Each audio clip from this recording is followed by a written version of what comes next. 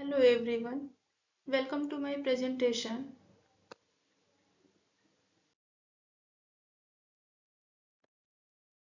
My name is Sapna Kumari. I am a student of second semester of LLB Honors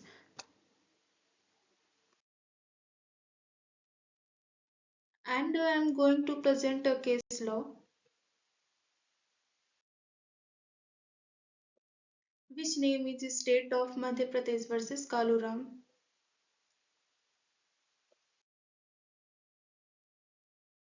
Reference है AIR 1967 Supreme Court 1105.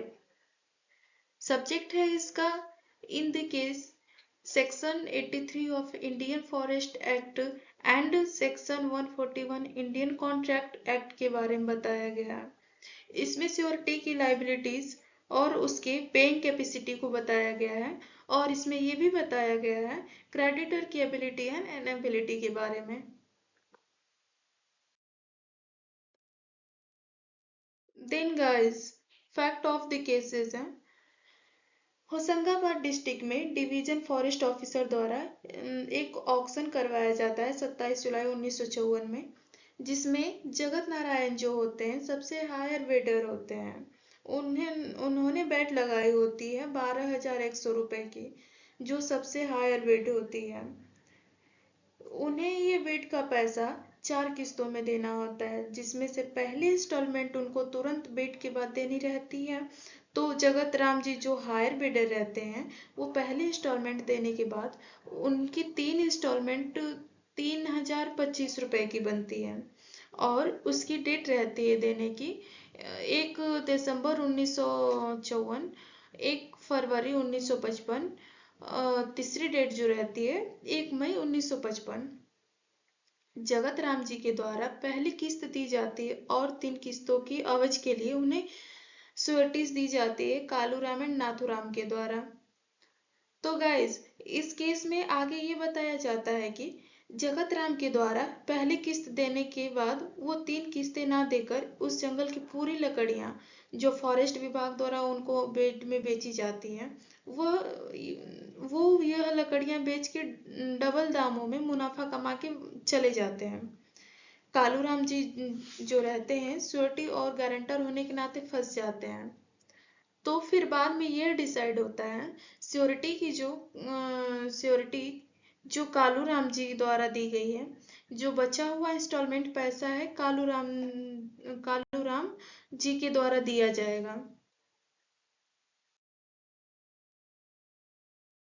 तो guys Kaluram जी forest विभाग के द्वारा परेशान हो जाते हैं पैसा देने के लिए, तो यह ट्रायल कोर्ट में एक अपील लगा देते हैं इसके अगेंस्ट।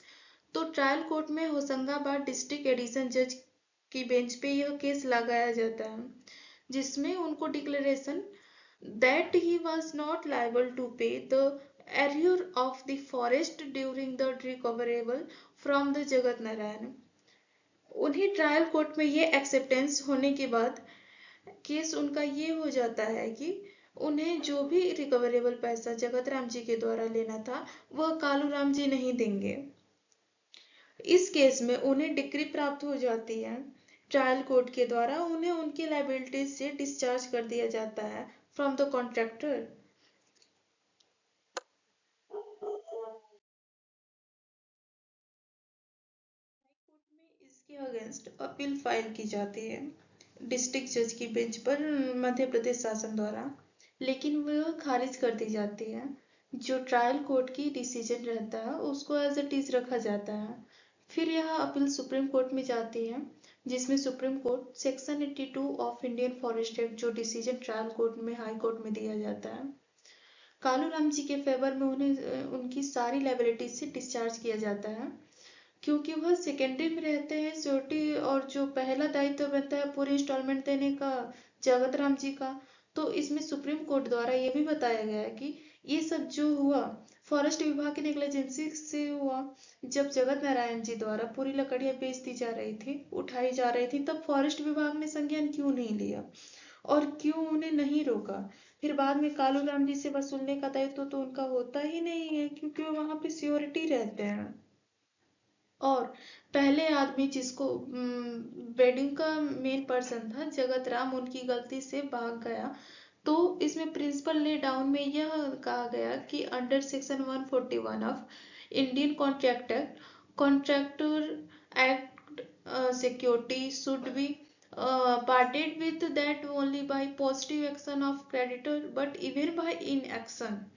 इसमें यह गया कि क्रेडिटर की इन एक्शन द्वारा भी, इस नेग्लिजेंसी के द्वारा भी नुकसान हो सकता है। गाइस, इस केस में सुप्रीम कोर्ट के द्वारा कालूराम जी को बरी किया जाता है और फॉरेस्ट विभाग को ही सुप्रीम कोर्ट द्वारा फटकार लगाई जाती है।